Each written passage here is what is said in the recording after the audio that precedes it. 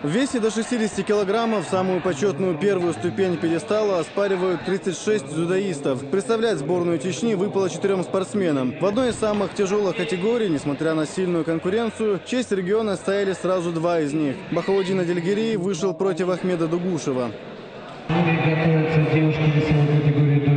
Но чеченского финала так и не получилось. Представители одного клуба, победившие всех остальных соперников в весе, друг против друга не вышли. Ахмед Дугушев без боя отдал первое место своему одноклубнику и другу, у которого сегодня как раз был день рождения. Победу на всероссийском турнире отметил и глава Чечни. На странице в Инстаграм Рамзан Кадыров сказал, что Бахаудин своим триумфом сделал подарок родному клубу и всей республике.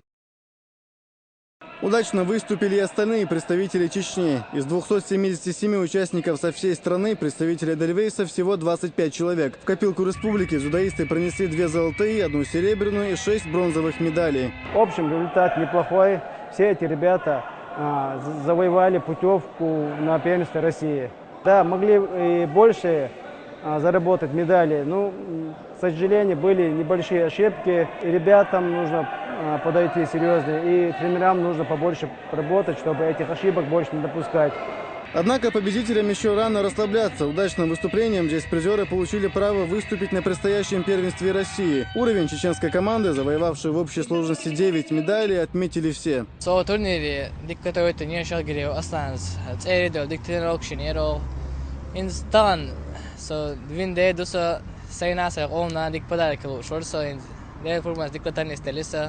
По возвращении домой дзюдоисты Эдельвейса без отдыха начнут подготовку на главный старт страны. Путевка уже завоевана. Первенство России пройдет в Казани уже в середине февраля. Сайхан Цинцаев, Хамзат Аюбов, Луиза Юнусова. Новости.